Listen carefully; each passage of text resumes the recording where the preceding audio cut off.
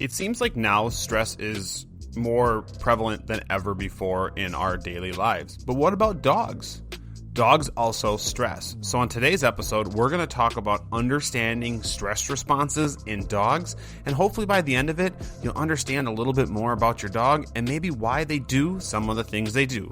Let's go ahead and talk about that next.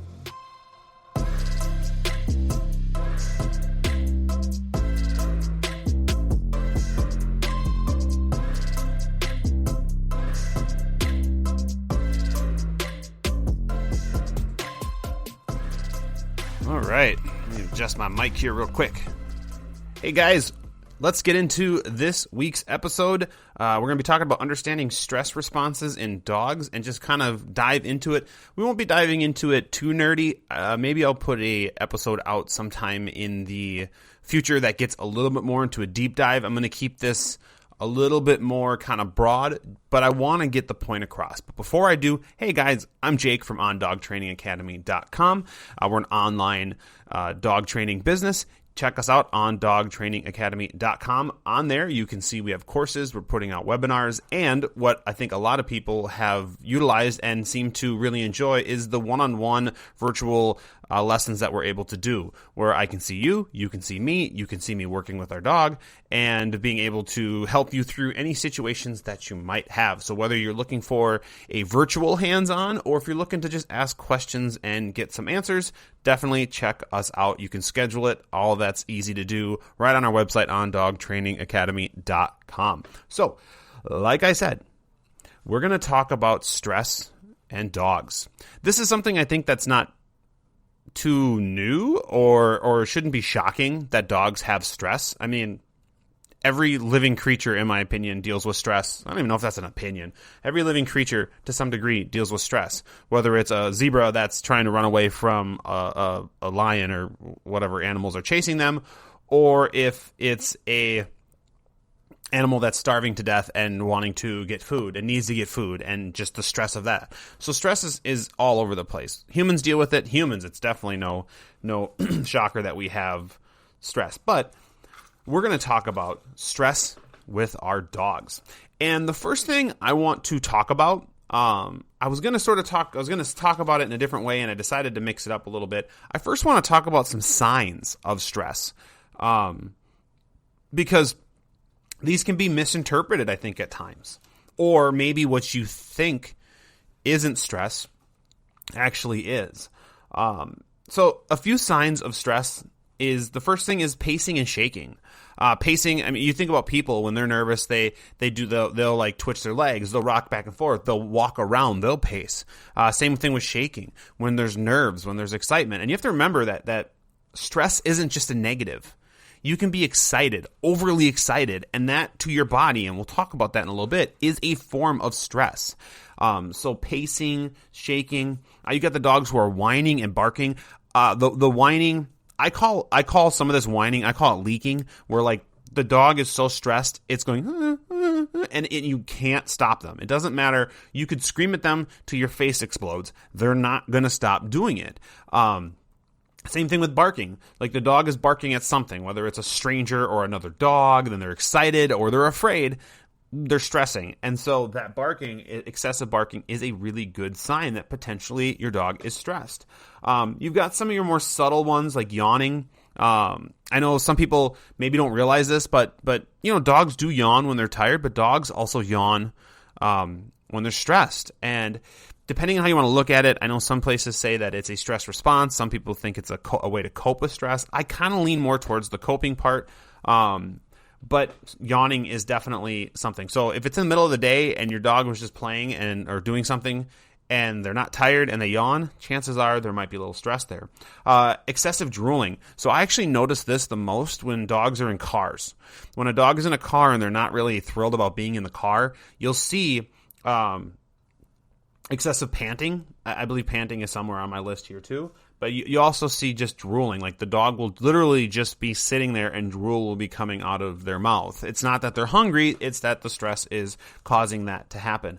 You'll see a lot of lip licking as well. So the dog will slowly kind of lick its lips, and you'll just see these little things that could tell you that your dog is stressed. Looking at the body of the dog. So not only the body posture, meaning how is your dog standing? Is your dog, usually dogs will stand very squared up for the most part. But is your dog kind of tucked back? What's the tail doing? What are the ears doing? What are the eyes doing? Being able to identify, are the ears back? Are the ears very erect? What about the eyes? Are the pupils dilated? Is your dog's eyes very wide? What is going on with that? Body posturing, like I said, tail tucked. Is the dog leaning forward really heavily? Is the dog leaning back very heavily? These are little indicators that something is stressing your dog. Excessive shedding. Now, no, this does not mean that labs, or I guess in my case Malinois, are always stressed. Shedding happens. What I am saying, though, is if you have a dog who wasn't really shedding a whole lot and then suddenly is in a situation that's uncomfortable to them, shedding, the blowing coat, and I haven't really deep dived into this part, but I don't know exactly why, but shedding, we've dealt with some dogs who definitely, when they're a little bit stressed, will just drop their coat. Like, you're done and it just looks crazy how much hair there is around. And of course, they go into you'll see dogs who when they're stressed, or a sign of stress is they either want to fight or flight. You have a dog who wants to just go forward and try to fight the thing that is maybe stressing them or whatever. And you have the dogs who want to just run away. They tuck their head, they pull away. They're like, no, I want to go. I got to go. So those are just some of your basic signs. There's probably a lot more that we could dive into, I'm sure. But those are your main ones. I think the barking's a big one, and the barking, whining is probably the one people see a lot. Shaking, people see a lot of shaking and stuff. Dogs that are pacing, things like that. Body posturing, panting. There's a lot of obvious signs, but I think these are the basic ones that we've noticed, when interacting with dogs through our experience. Now, what I also want to talk about is what happens to the dog when stress takes place. And this maybe goes a little nerdy into kind of a little bit of how this all happens. To me, it's more fascinating. I like to know, personally, I like to kind of know what is my dog's body doing in this situation. And really, it's very similar with humans as well. But like, why this happens? So the first thing is, let's talk about what normal is for a dog or for humans. Really, any living creature here. The body in all animals is programmed to be balanced, or homeostasis, I guess it would be called. Everything's in balance. Heart rate, oxygen, everything is just kind of copacetic, flowing along. Everything is going well. Stress is anything that throws us out of that balance. So again, stress isn't necessarily a bad thing. Stress is just anything that throws that out of balance. So you're excited your team's about to play in the Super Bowl. You're excited about that. Your heart rate's up. You're breathing heavier. You're doing all these different things. That's stress. You might be excited, but that's stress. Same thing with your dog. Your dog sees another dog. They're not afraid of that dog. They're excited to see that dog. You see their breathing increase, their ears, their eyes get big. They're like, oh my God, they start to bark. And if you let that dog off the leash, not saying you should, but if you let the dog off the leash, they'd run over and play with their friends. So again, stress isn't always a bad thing. The word stress to us, when we hear the word stress, we're like, oh shit, yeah, like that's a bad word. But it's not always a bad thing. Sometimes stress is okay. Sometimes, contrary to what I'm going to say here, sometimes people perform better under stress. And there's a couple, or dogs, I should say, even maybe perform better, but I think that's a little more rare. Some really interesting things about stress in dogs, maybe in people too, but I think for this topic, for this next thing we'll talk about, we'll stay in our lane and talk just about dogs. We'll talk about the sex drive, like I said, of the dogs. The sex drive of the dog, when they're in high stress, goes away or gets very greatly minimized, which is why, like, when breeders want a dog to be bred, a lot of times it's best to have the male come to them as opposed to the female go to them, because in traveling, getting into a new place, all that stuff, that can increase stress, which can then start to kill sex drive. And then they won't want to breed. Now, contrary, or you could flip it around and say, well, if the male, which is true, goes to a new place, travels, does all that stuff, they can have the same effect. My opinion, though, and this is just my opinion, is I think the male dog probably works through it slightly better because he's a stupid boy and there's breeding involved. So maybe that's why they do that. Plus, I think he can underperform and still get the job done, while if she doesn't perform or she underperforms, potentially the litter doesn't take. So there's definitely all that. But when the stress is going, they don't care about anything else. You're not thinking about reproduction, which to dogs, that's a big part of their life, reproducing.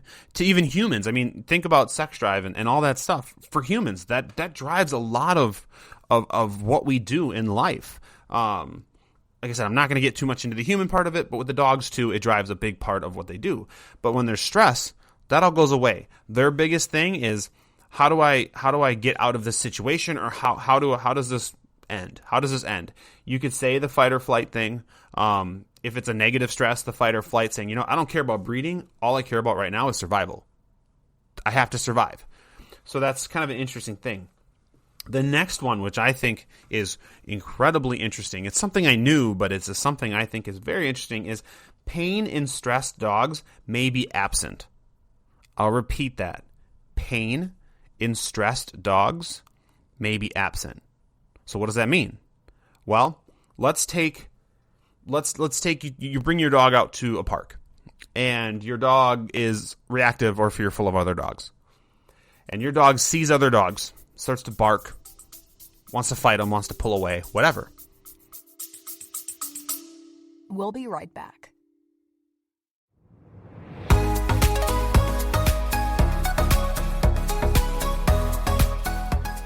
Hello, this is Panic. And this is Sarah. And you are listening to Music Elixir, a podcast between two friends discussing their favorite Asian artists and music.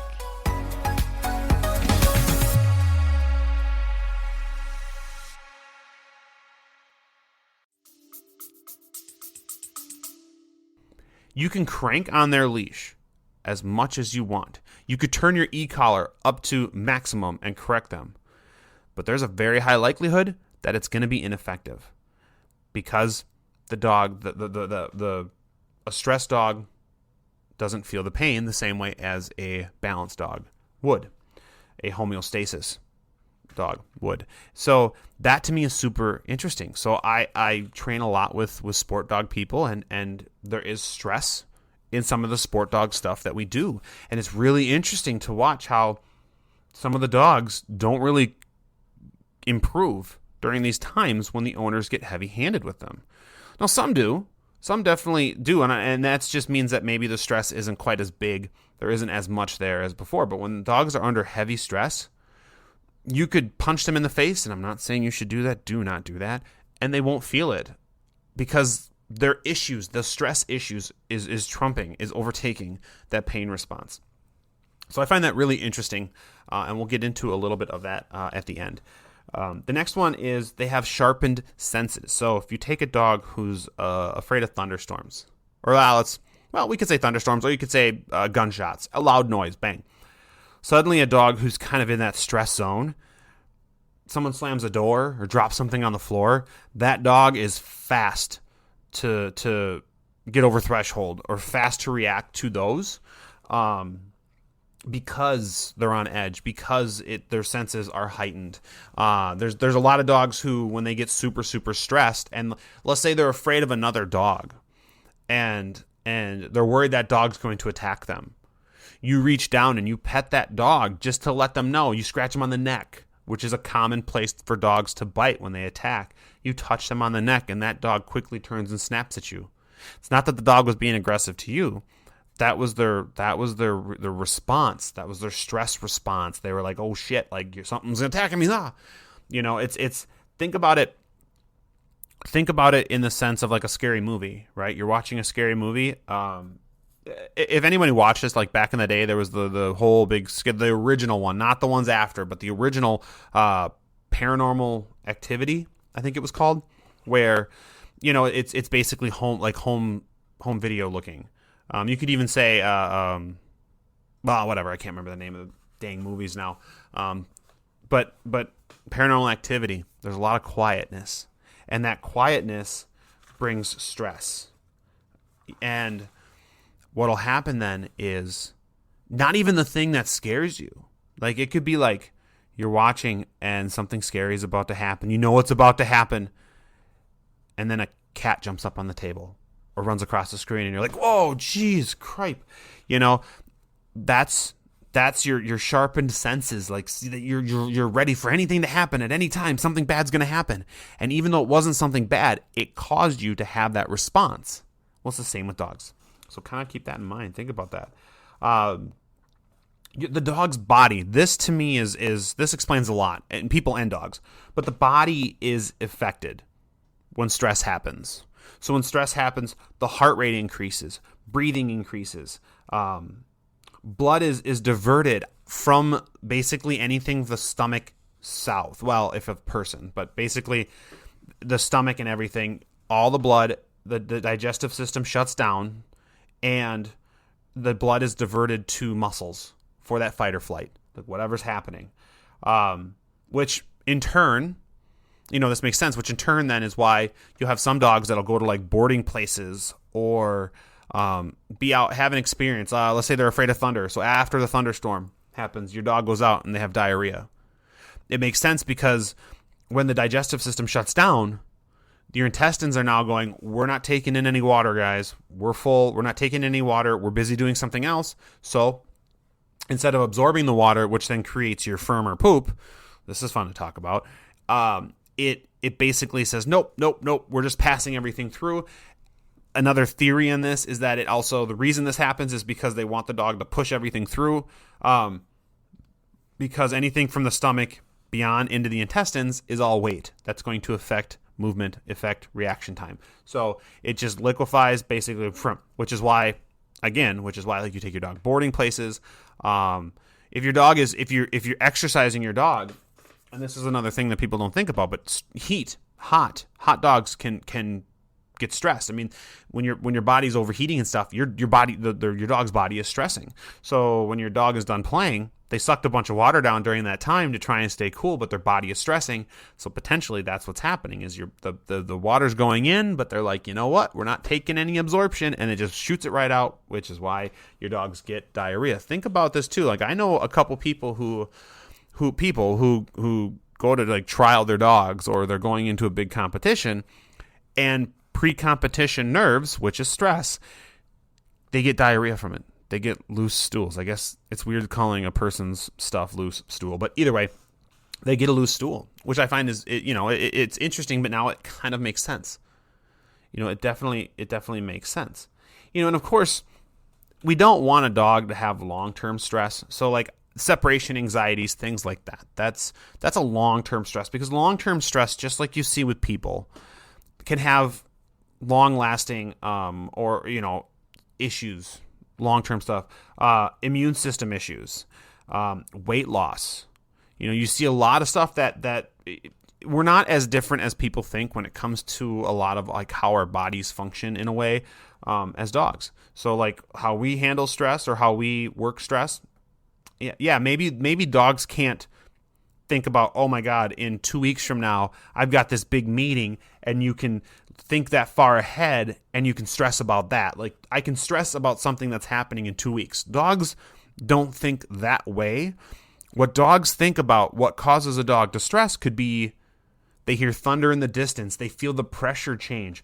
You grab your keys, that's a cue to the dog that you're going to leave. So their future stress thinking is way more short term. It's way more closer together than us thinking 2 weeks in advance. They're usually thinking 2 minutes or so in advance. They know something's coming, so they get stressed about it. So long-term stress stuff. So with all that being said, what can we learn from this? What can we learn from what I just said about dog stress? Well, the big takeaway for me, this to me is the big takeaway, is how we train. Our mindset and training. If we're sitting there yelling and screaming and correcting our dog, the only thing we're doing is increasing the stress of the training. If we increase the stress of the training, like you saw before, they don't feel the pain. They get into fight or flight, and most dogs are going to try and run away. So really, it's not effective, right? I've said it before. When I train a dog, I get excited for the dog, but I try to keep my highs medium, but I keep my lows very, very non-existent, meaning I don't want, especially through training, I don't want my dog to have those emotional roller coasters while they're training, because we have to get learning done. And so I find it interesting. So if you're one of those people who cranks on their dog during high stress, when your dog is high stressed, and you're like, geez, I can crank on him, and it's just not working, and so your solution is to crank on him more, you might want to find a different solution to this. Maybe it means we're going to go to a food reward. Like, this is something I find very interesting. Because like I said, stress is a positive and a negative. So the negative is your dog's not doing something right. The positive is your dog is stressed because they're excited and they're working and everything. And then your reward is high value. So that's, again, it's almost adding that sort of positive stress to it, but you're keeping your dog at this heightened level. When you could maybe go, instead of giving your dog a toy or a tug, you go, I'm going to give them a treat. I'm going to give them a piece of kibble. So you're keeping the value there, but you're bringing the excitement of the value down slightly. Toys mean play. Food means eat. To a lot of dogs, play is going to heighten their arousal. It's going to get them excited, which could potentially add that sort of positive stress. And for food, yeah, they're excited for food, but at the same time, it's slightly less. So maybe you use your high energy or high stress style, positive stress rewards for like a recall. You tell your dog to come, your dog's coming, you pull that toy out, like, good boy, and you throw the toy. So you're making them get almost, you're raising that stress response, and they're coming into you to get that toy. They're excited about it. But maybe when you're teaching sits and downs and things like that, and you're trying to get more concentration, more focus, and less of that stress, you stick with food to kind of keep the dog balanced. I always try, like I said, I keep my emotions in check as best I can when I'm training. I don't want to have super high highs. I don't want to have any low lows.